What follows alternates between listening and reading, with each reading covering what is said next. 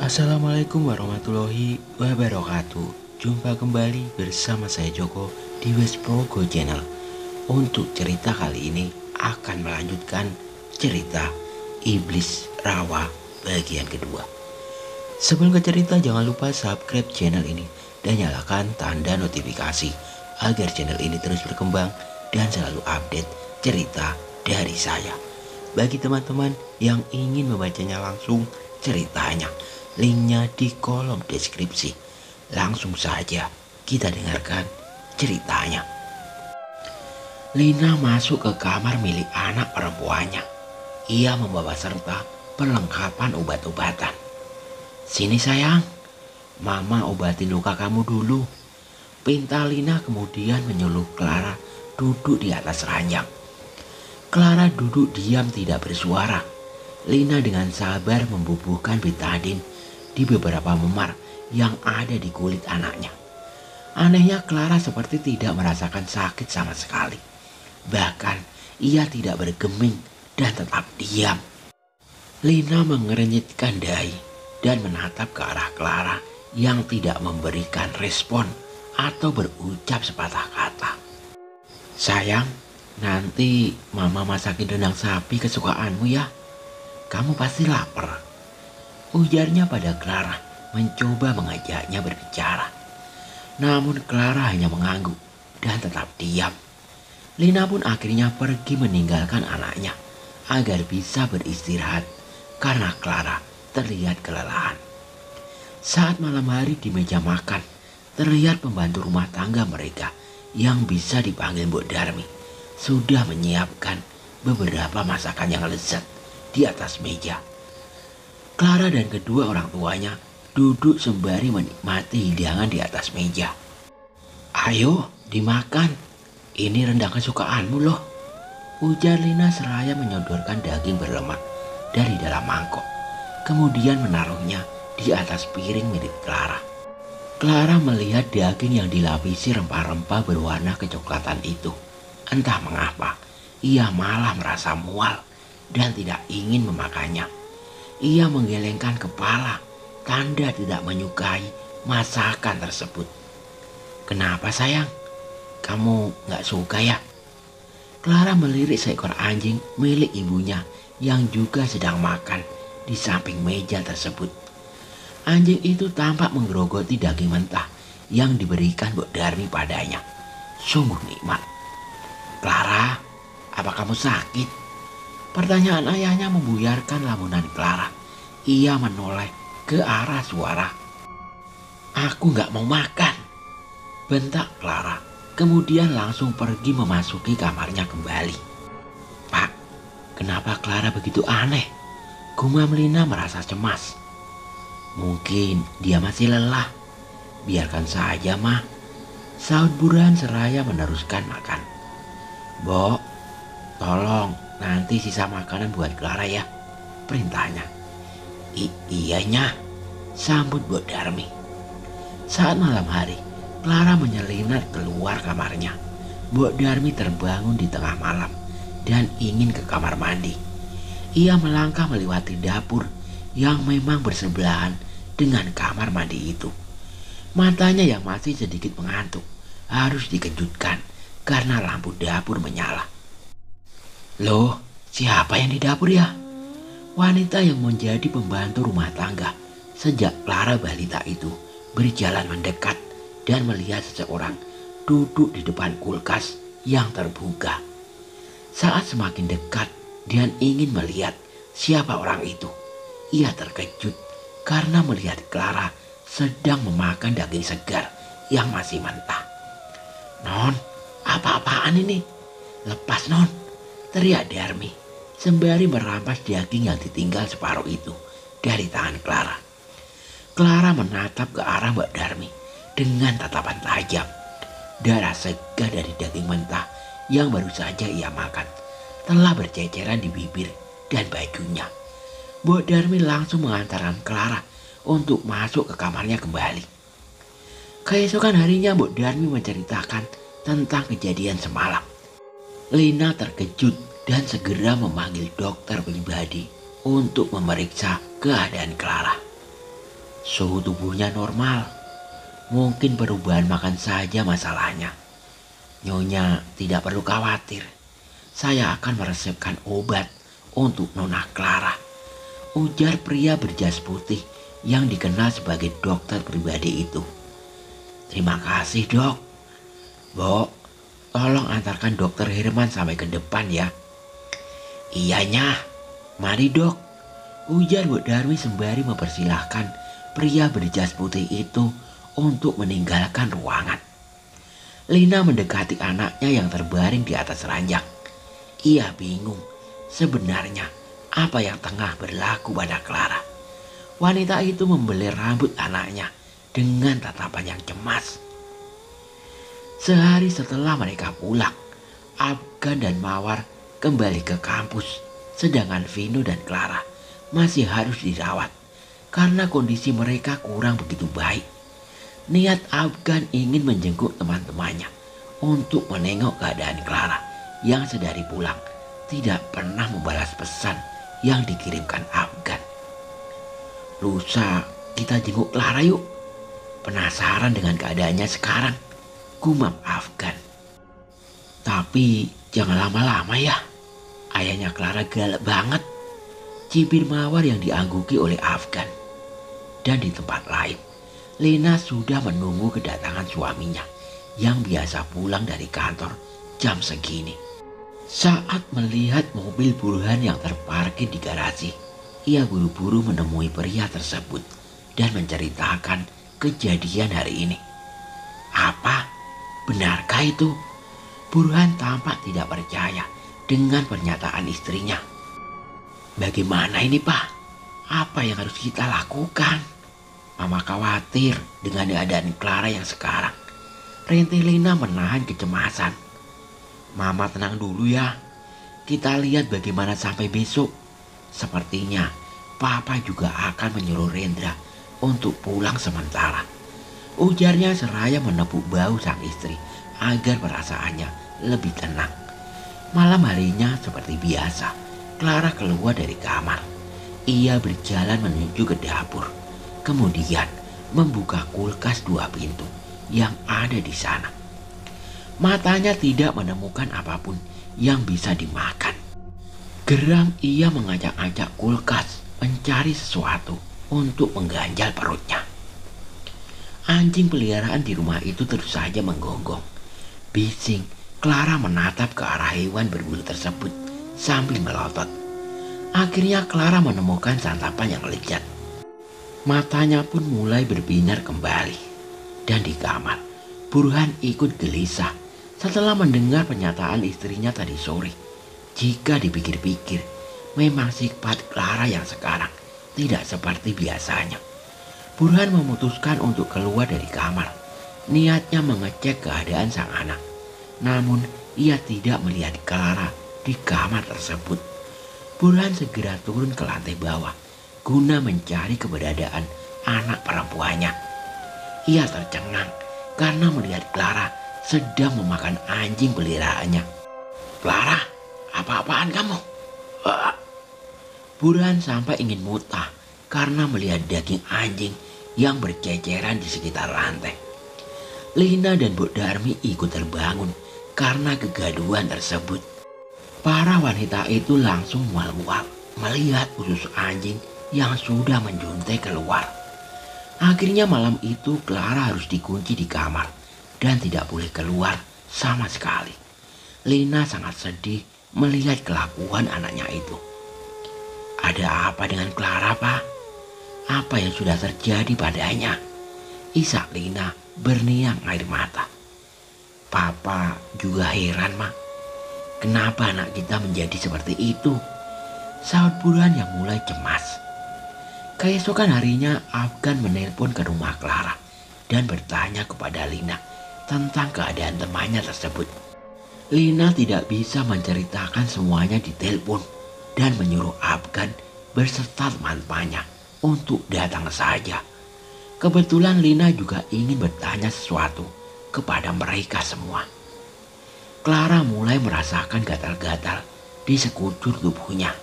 Beberapa memar biru mulai bermunculan di kulit yang putih wanita tersebut. Ia mulai menggaruk-garuk badannya hingga mengeluarkan darah. Akan tetapi bukan sakit yang ia rasakan. Clara malah tersenyum puas karena melihat sekujur tubuhnya terluka. Lina yang saat itu ingin menengok Clara terkejut melihat perlakuan anaknya itu. "Berhenti Clara, jangan seperti itu." Bentaknya membuat Clara melotot. "Apa yang kamu lakukan? Jangan sakiti dirimu sendiri." Lina bingung harus berbuat apa. Akhirnya Lina harus mengikat tangan Clara agar wanita itu tidak melukai dirinya sendiri. Entah apa yang harus dilakukan Lina untuk membuat anaknya kembali seperti dulu lagi. Ia merasa Clara yang sekarang bukanlah anaknya. Di dalam mobil terlihat Afgan bersama kedua temannya sedang dalam perjalanan menuju ke rumah Clara. Ada sedikit ketakutan dan rasa penasaran di hati Afgan karena saat bertelepon dengan Lina, wanita beranak dua itu kelihatan cemas. Afgan berpikir kalau keadaan Clara semakin memburuk. "Gan, kamu yakin mau cerita tentang semua yang kita alami di hutan itu? Kan kamu tahu sendiri ayahnya Clara seperti apa. Bisa-bisa kita dapat masalah nanti," gerutu Vino yang merasa ragu. "Aku gak tenang kalau terus berbohong sama mereka, Vin," bantah Afgan. Udah, kok malah bertengkar? Kita lihat dulu gimana keadaan Clara. Baru nanti kita ambil kesimpulan. Rem mawar agar kedua temannya itu tidak berdebat lagi. Sesampainya di rumah berlantai 2 milik Burhan, mereka sudah disambut dengan Bu Darmi yang langsung mempersilahkan mereka masuk karena Lina sudah menunggu sedari tadi. "Assalamualaikum Tante," sapa mereka semua. "Waalaikumsalam, ayo duduk," pinta Lina kemudian ikut duduk bersama mereka. "Gimana kabarnya Clara Tante? Apa sudah baik kan?" tanya Mawar. Lina tampak menghela napas dan enggan berbicara. Tetapi ia juga tidak bisa menyembunyikan rasa sedihnya. Entah apa yang terjadi pada Clara. Makin hari kondisinya semakin memburuk, saut Lina dengan wajah yang murung. "Kenapa bisa seperti itu Tante?" tanya Afgan dengan wajah cemas.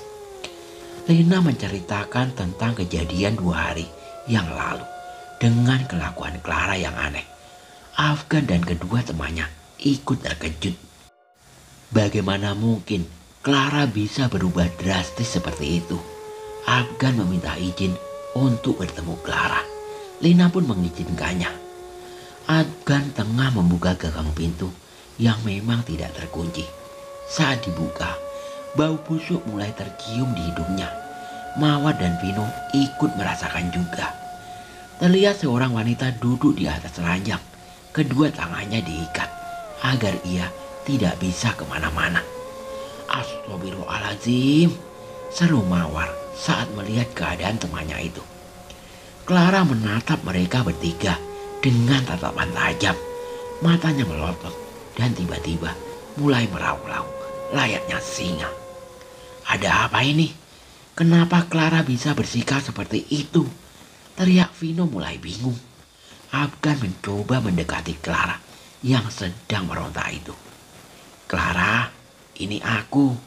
Apa kau tidak mengenalku?" Afgan berusaha mendekat, tetapi Clara malah ingin menendang tubuh Afgan. Beruntung pria itu bisa menghindar. "Pergi kalian semua, pergi!" teriak Clara melengking, membuat Lina masuk ke ruangan itu. "Clara, tenanglah, Mama di sini," ujar wanita itu seraya memeluk tubuh sang anak. Clara kembali tenang setelah diberi suntikan penenang yang diberikan oleh dokter pribadi Lina. Akhirnya Afgan dan kedua temannya keluar dari kamar itu.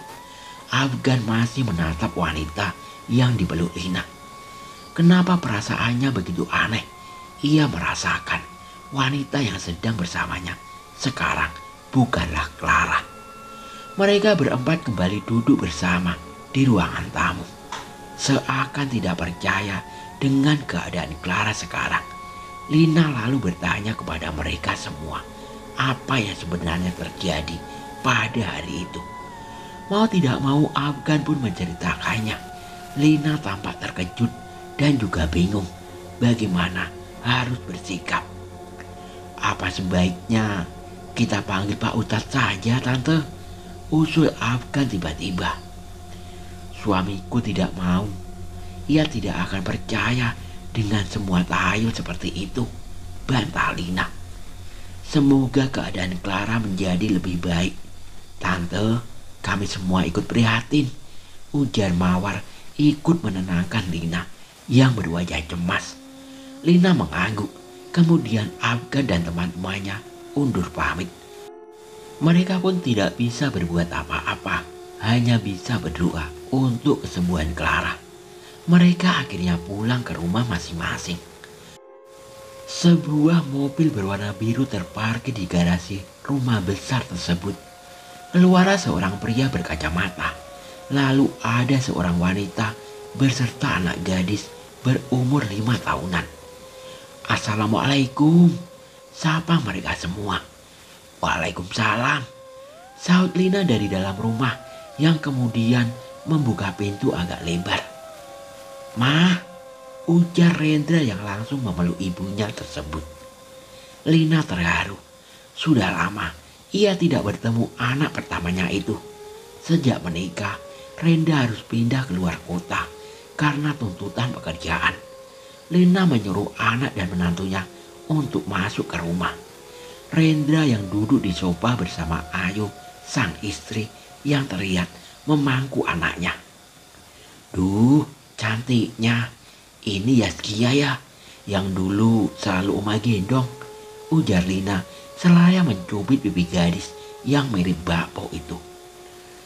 Ih, Om, sakit tahu, bantah si gadis itu sembari menguncangkan bibirnya. Perkataan Yaskia itu justru membuat mereka semua tertawa. Lina menyuruh Rendra dan juga Ayu untuk beristirahat sejenak sebelum waktunya makan malam. Saat malam tiba, semua sudah berkumpul di sana kecuali Clara yang tidak terlihat dimanapun. Kenapa Clara tidak ikut bergabung, Ma? Tanya Rendra tiba-tiba hingga membuat kedua orang tuanya berpandangan. Oh, Clara masih kurang enak badan. Biar Mbok Darmi mengantarkan makanan untuknya, sahut Lina. Gimana tentang pekerjaan kamu sekarang, Dra? Papa dengar kamu dipromosikan, tanya Burhan mengalihkan pembicaraan mereka. Iya, Pak. Makanya ini masih masa liburan. Akhirnya punya kesempatan untuk tinggal di sini lebih lama, sahut Rendra dengan tersenyum lebar. Setelah acara makan malam tersebut, Ayu terlihat membawa beberapa piring kotor ke dalam dapur. Niatnya ingin membantu Mbok Darmi untuk mencuci piring tersebut. Nak, jangan bawa berat-berat. Sini kasih ibu. Kan kamu sedang mengandung sekarang, ujar Lina memperingati menantunya itu. Ini gak berat, Bu, bantah Ayu sembari tersenyum. Udah, taruh situ aja, biar Mbok Darmi yang mengurus piring kotor itu. Kamu ikut ibu makan buah saja, pinta Lina, lalu menarik tangan menantunya agar meninggalkan dapur. Lina memang sudah tahu bahwa menantunya itu sedang mengandung 2 bulanan. Makanya ia tidak memperbolehkan Ayu untuk melakukan aktivitas yang berat. Di kamar lain, Rendra dan Burhan tengah mendatangi Clara yang masih terduduk diam di atas ranjang. Rendra sangat terkejut melihat keadaan adik perempuan yang diperlakukan seperti itu. Apa-apaan ini, Pak? Kenapa mengikat Clara seperti ini? Bentak Rendra yang tidak terima dan segera melepas ikatan di tangan Clara. Dia mencoba melukai dirinya sendiri, Indra. Papa hanya khawatir, bantah Burhan. Kakak, Clara tersenyum menatap pria yang berada di hadapannya sekarang. Tak berapa lama kemudian ia pun menangis terisak-isak. Rendra langsung memeluk tubuh Clara yang makin kurus. Kakak udah di sini, jangan nangis lagi ya, pinta Rendra seraya mengelus rambut adik kesayangannya itu. Rendra membawakan semangkuk bubur dicampur daging lalu menyuapi Clara. Tetapi wanita itu ingin memakannya sendiri. Ia malah menghabiskan semangkuk bubur itu tanpa tersisa. Bisakah aku makan lagi? Aku sangat lapar, pinta Clara dengan manja. Baiklah, kakak akan mengambilkannya untukmu, sahut Rendra seraya tersenyum pada Clara yang mulai mau berinteraksi dengannya. Burhan ikut lega karena akhirnya Clara mau makan juga. Senyum di wajah wanita cantik itu kembali seperti dulu walau masih terlihat pucat. Kini sejak kepulangan Rendra di rumah itu, kondisi Clara semakin hari semakin membaik. Ia sudah bisa makan seperti biasa. Lina pun ikut merasa bahagia. Lenyap sudah kekhawatiran selama ini. Di dalam kamar, Clara sedang bermain boneka bersama Zaskia. Gadis cilik itu memang sedari dulu sudah akrab dengan Clara. Kakak sayang banget sama kamu. Kia mau nggak dengerin semua perkataan kakak? Nanti dapat hadiah coklat loh. Rayu Clara pada keponakannya yang masih sibuk menyisir rambut boneka. Mau, apapun yang kakak bilang, aku bakal turuti, sahut gadis itu dengan semangat. Ini coklat buat Kia, jangan kasih tahu mama, entar kena marah, pinta Clara sembari menyodorkan sebatang coklat. Kia mengangguk lalu memeluk tubuh Clara dengan erat sembari mengucapkan terima kasih. Clara mengelus rambut keponakan itu seraya tersenyum jahat, seolah-olah ada sesuatu yang ia rencanakan. Ayu terbangun di tengah malam. Ia merasa haus dan keluar kamar untuk mengambil segelas air di dapur. Sekelebat bayangan baru saja melintas dari ruang tamu. Ayu merasakannya.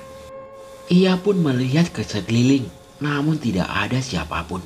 Saat berbalik, ia terkejut karena melihat Clara sudah berdiri tepat di hadapannya, sembari membawa pisau di tangan.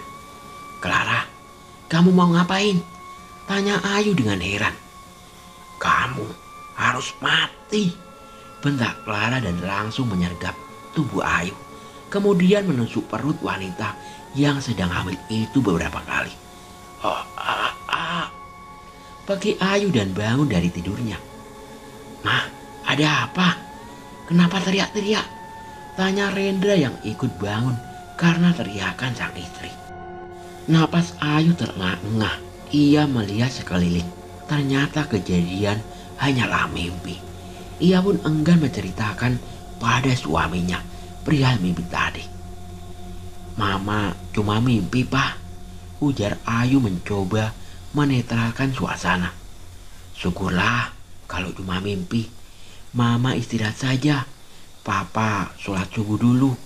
Rendra beranjak dari tempat tidur lalu mengecup kening istrinya sebelum pergi ke kamar mandi. Hari itu Clara sudah masuk kuliah lagi. Teman-temannya senang melihat wanita cantik tersebut kembali ke kampus. Mawar melihat Clara sedang sibuk merapikan buku-buku.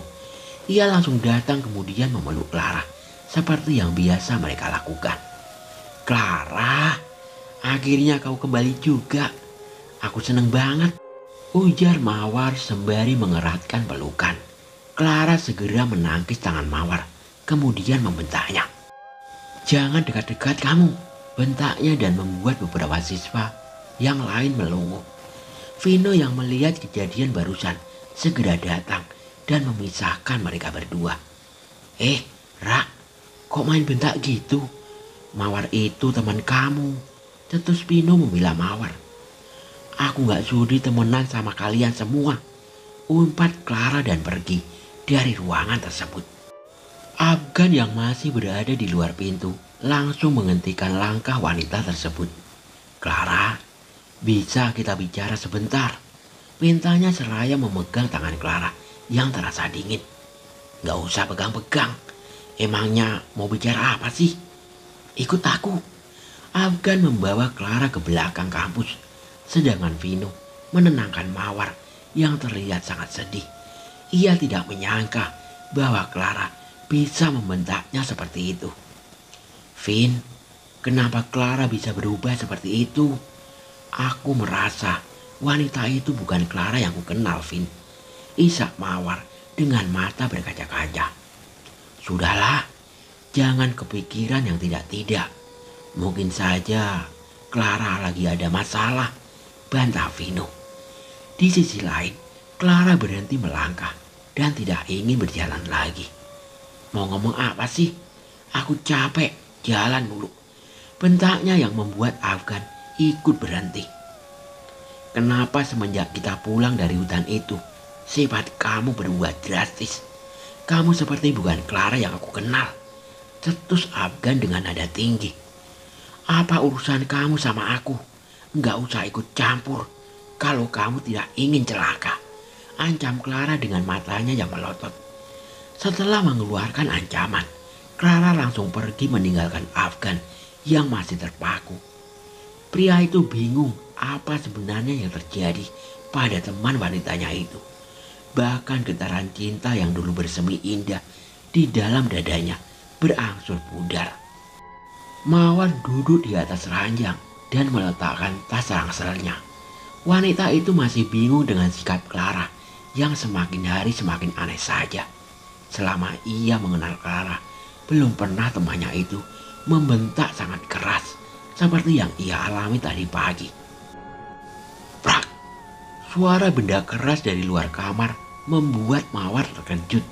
Ia bergegas melangkah keluar kamar untuk melihat apa yang terjadi.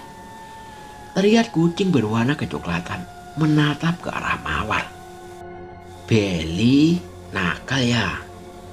Kalau sampai mama tahu kamu mecahin vas bunga, pasti nggak dikasih makan," gerutunya pada hewan berbulu itu. Mawar segera membersihkan vas bunga yang berserakan di lantai. Saat ia menunduk, sebuah kepala yang berlumuran darah menatapnya dari bawah meja. Ia terkejut setengah mati, lalu segera masuk ke dalam kamar dan bersembunyi. Mawar mengunci pintu kamarnya rapat-rapat. Sesaat kemudian, pintu kamarnya digedor beberapa kali, makin keras dan makin keras. Sesekali gagang pintu itu bergoyang-goyang, seolah ada orang yang sedang memaksa untuk masuk. Mawar menutup telinganya, tidak ingin mendengar suara berisik itu. Keringatnya pun bercucuran karena takut. "Mawar, apa kamu di kamar, nak? Ini mama sudah pulang. Buka pintunya, nak," teriak seorang wanita yang ternyata ibunya Mawar. "Mama!" isak Mawar yang segera membuka pintu. Kemudian mendapati ibunya sudah berdiri di sana. Langsung saja ia memeluk tubuh wanita tersebut sembari menangis. "Loh, kok nangis? Ada apa?" Wanita bernama Wulan itu bingung karena anaknya tiba-tiba menangis. Mawar menceritakan apa yang dilihat barusan, tetapi ibunya mengatakan mungkin dia hanya kecapean dan menyuruh Mawar untuk tidak memikirkan hal itu lagi. Di tempat lain, Afgan baru saja selesai sholat isya dan melipat sajadahnya. Pria itu memang hidup sendiri karena kedua orang tuanya tinggal di luar negeri. Setelah itu, Afgan pergi ke dapur untuk menyiapkan makan malam. Mendadak sebuah bayangan baru saja melewati ruangan tamu yang bersebelahan dengan dapur. "Siapa ya? Kok kayak ada yang lewat?" gumam pria itu dan mematikan kompor. Afgan melihat sekeliling tetapi tidak melihat siapapun. Ia kembali ke dapur untuk mengambil nasi goreng yang sudah siap disantap. Afgan duduk di depan TV sambil menikmati makan malamnya. Saat enak-enak makan, tiba-tiba saja tetesan air berwarna merah jatuh ke atas nasi yang hendak ia makan. Afgan mendongak ke atas langit-langit rumahnya dan terpenjerat karena sosok wanita sudah bergelantungan dengan rambut yang panjang. Astagfirullahaladzim, apa itu? Afgan berdiri dan menjauh dari sana. Sosok itu ikut terbang dan berdiri tepat di hadapan Afgan. Terlihatlah muka wanita tersebut yang penuh dengan darah. Kamu harus mati, teriak sosok itu dan langsung mencekik Afgan. Tidak, Afgan terbangun dari tidurnya. Astagfirullahaladzim, mimpi apa aku tadi? Gumamnya seraya mematikan suara jam beker yang sudah berdering sejak tadi. Afgan segera beranjak dari atas ranjang dan membersihkan diri. Vino sudah selesai mandi, kemudian segera memakai kemeja. Pria itu berdiri di depan cermin seraya menyisir rambutnya. Mendadak ia melihat sosok wanita di belakang badannya. Lalu ia berbalik, tetapi tidak mendapati siapapun. Ia ingin keluar dari ruangan tersebut. Tiba-tiba terdengar suara kan air dari kamar mandi yang mengagetkan.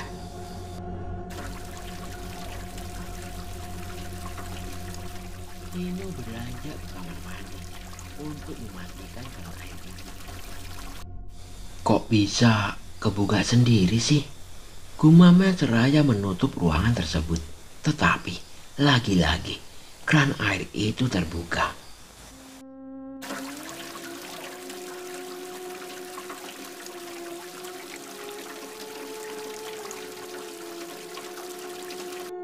Bulu kuduknya mulai berdiri. Ia merasa tidak sendirian di ruangan itu. Perlahan ia membuka pintu dan mematikan kran itu lagi. Sembari bola matanya berkeliling takut kalau ada sesuatu di ruangan tersebut. Syukurlah gak ada apa-apa. Mungkin saja aku yang parno, gumam Vino, kemudian keluar dari sana. Saat ia menutup pintu kamarnya, sesosok wanita dengan wajah yang hitam memegang pundaknya secara tiba-tiba. Sontak Vino pun berteriak. Vino segera bersembunyi di balik pintu dan tidak ingin menatap wanita tersebut. Vino, masih pagi teriak-teriak, bentak kakak perempuannya yang juga baru keluar dari kamar. Vino yang melihat yang memegangnya tadi sudah lenyap. Ia segera menggandeng tangan kakak perempuannya untuk turun ke lantai bawah. Apaan sih? Kayak anak kecil aja, umpat Vina kepada adiknya itu. Kak, lihat ada wanita yang berdiri di belakangku tadi enggak? Tanyanya. Masih ngimpi kamu ya? Udah, cepet sarapan, terus ke kampus. Ngaco kamu, gerutunya. Vino pun masih bingung dengan yang baru saja dilihat. Jelas-jelas ia melihat wanita yang menyeramkan tadi. Ia pun segera sarapan bersama Vina dan berangkat ke kampus. Di kampus terlihat 3 orang yang sedang duduk melamun sambil mengaduk makanan di atas piring. Mereka bertiga sedang memikirkan sesuatu. Apa kalian tidak dihantui akhir-akhir ini? Tanya Afgan dan mengagetkan kedua temannya. Jadi kamu juga dihantui kan? Teriak Vino dan membuat beberapa orang menatap ke arah pria itu. Jangan teriak-teriaklah, pinta Mawar. Mereka bertiga menceritakan pengalaman yang akhir-akhir ini mereka bahkan tidak bisa tidur nyenyak karena terus dihantui oleh bayang-bayang seorang wanita. Penasaran, tetapi mereka tidak tahu siapa wanita tersebut. Sepertinya kita harus kembali ke hutan itu, usul Afgan kepada kedua temannya. Kamu udah gila kan? Hutan yang kita datangi dulu itu sarang iblis. Banyak banget setannya. Kamu malah nyuruh kita ke sana. Nyari mati ya? Tolak Vino mentah-mentah. Sebenarnya aku juga penasaran dengan hutan itu. Apalagi dengan wanita yang pernah kita temui dulu. Aku rasa ada sesuatu di sana. Saud Mawar yang berpikir kembali. Aku juga kepikiran seperti itu. Beberapa hari ini aku seperti terpanggil ke hutan itu. Seperti ada seseorang yang membutuhkan bantuan kita di sana. Timbal Afgan. Kalian berdua klub banget sih. Ini tempat setan.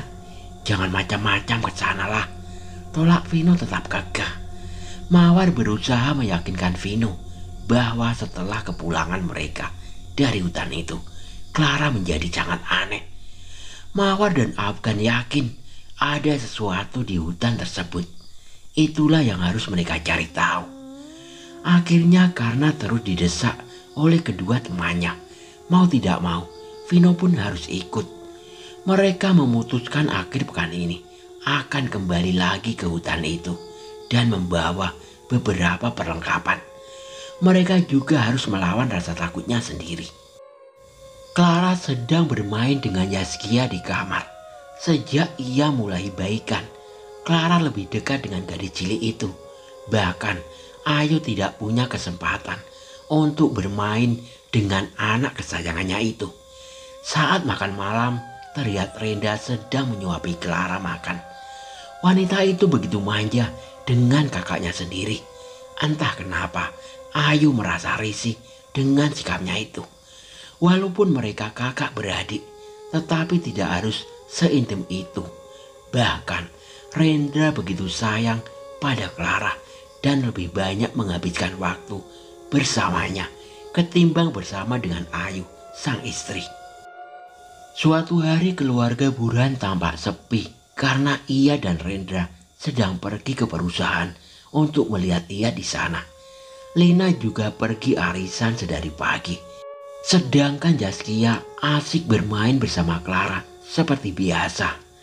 Ayu tiba-tiba masuk ke kamar tersebut untuk mengantarkan buah pada mereka berdua. "Kia, mau ikut mama ke pasar enggak?" tanya Ayu. "Enggak ma, aku masih mau main," tolak gadis cilik itu.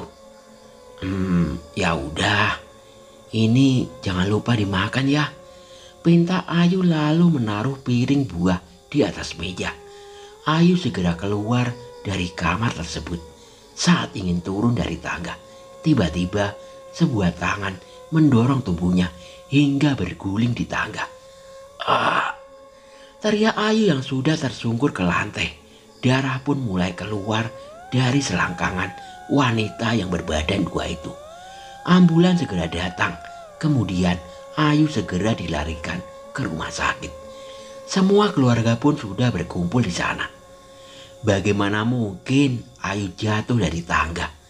Apa yang sebenarnya terjadi, Clara? Tanya Renda mendesak sang adik. Saat itu juga saat berada di rumah. "Aku benar-benar gak tahu, Kak. Aku sedang bermain bersama Kia di kamar. Tanya saja padanya," ucap Clara yang diangguki oleh gadis cilik tersebut. Dokter akhirnya keluar dari ruangan UGD dan memberitahukan pada mereka semua. Dokter mengatakan bahwa nyawa bayi yang dikandung Ayu tidak bisa diselamatkan karena benturan keras pada perutnya mengakibatkan keguguran. Renda sangat terpukul dengan kabar tersebut. Baru saja ia bahagia ingin menyambut kedatangan anak keduanya, tetapi kenyataan pahit harus ia terima. "Kamu yang sabar, Yandra. Udah, jangan sedih. Kita harus menemui Ayu sekarang," tutur Lina mencoba melapangkan hati sang anak. Simpul senyum jahat tampak terukir di bibir Clara saat mendengar kabar itu. Mereka semua kemudian masuk ke ruangan inap tempat Ayu dirawat. Lina mencoba menenangkan Ayu yang sedari tadi menangis. "Maaf Pak, Mama gak bisa menjaga bayi kita. Maaf," isak Ayu seraya berliang air mata. "Ini bukan salah Mama. Allah lebih sayang bayi kita. Udah, jangan sedih ya." Sahut Renda dan memeluk sang istri agar perasaannya sedikit membaik meskipun ia sendiri memendam luka. Di sisi lain, terlihat 3 orang baru saja keluar dari mobil. Mereka mengambil tas ransel kemudian menetap di pinggir jalan. Ada perasaan yang bercampur aduk antara takut dan penasaran. Bismillahirrahmanirrahim. Ayo kita semua berdoa sebelum memasuki tempat ini, pinta Afgan pada kedua temannya. Mereka bersama-sama berdoa lalu memasuki lorong yang kala itu mereka masuki. Tapi terlihat masih sangat menyeramkan seperti dulu. Sebelum mereka masuk ke lorong, Afgan sengaja mengikat tubuh mereka bertiga dengan tali supaya tidak terpencar satu sama lain. Tempat ini masih sama seperti dulu, menyeramkan, gerutu Vino. Aku benci kabut ini, seperti sesuatu sedang menunggu kita di dalam lorong sana, timpal Mawar. Pokoknya jangan lengah ya, ada apa-apa langsung teriak aja, perintah Afgan. Mereka bertiga mulai berjalan memasuki lorong, sama seperti dulu. Hewan-hewan kecil masih berkeliaran di sana. Bau menyengat dari bangkai-bangkai hewan yang sudah mati membusuk ikut menemani perjalanan mereka. Mendadak pundak Afgan dipegang oleh seseorang. "Vin, kamu yang memegang pundak aku ya?" teriak Afgan berusaha meyakinkan. "Bukan, tanganku lagi gandeng Mawar nih," sahut Vino dari kejauhan. Afgan tersentak dan berbalik. Ia melihat sosok tubuh tanpa kepala sudah berada di belakangnya. Teriak pria itu berlari tergesa-gesa, membuat kedua temannya ikut tertarik karena tali yang diikat ke tubuh mereka. Afgan tergincir dan jatuh di pinggir lorong yang mempunyai pintu lain. Prak! Mereka bertiga terjatuh bergulingan bersama. Rintih mereka bertiga. "Apa-apaan sih? Gara-gara kamu kita semua jatuh," bentak Vino seraya membantu Mawar berdiri. "Iya kan? Kenapa kamu lari-lari sih?"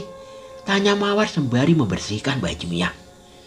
"Aku lihat setan gak berkepala, makanya aku lari," sahut Afgan yang masih mengatur napasnya kembali.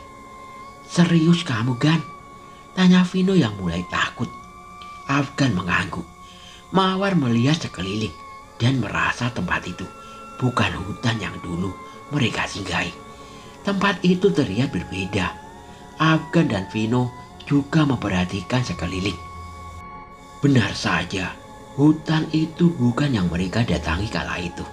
Pohon yang tumbuh di sana kebanyakan pohon kelapa, malah seperti sebuah perkebunan. "Ayo kita cek," pinta Afgan yang mulai berjalan di depan.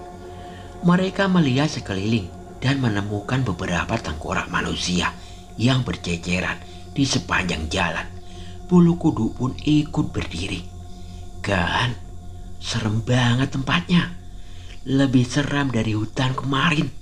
Lihat itu, banyak tengkorak manusia di sana," gerutu Vino yang memang penakut, kemudian mengeratkan pegangannya pada siku Mawar. "Kan mereka udah mati, nggak usah takut lah," sahut Afgan yang masih terus berjalan. Mendadak kaki Afgan terhenti. Ia terkejut melihat tanah di hadapannya membentuk sebuah gundukan secara tiba-tiba. "Gundukan apa ini?" tanya Mawar yang juga melihat tanah tersebut. Belum sempat pertanyaan wanita itu terjawab, tanah yang mereka injak mendadak bergetar. Ada gempa, pegangan," ucap Pino yang mulai cemas.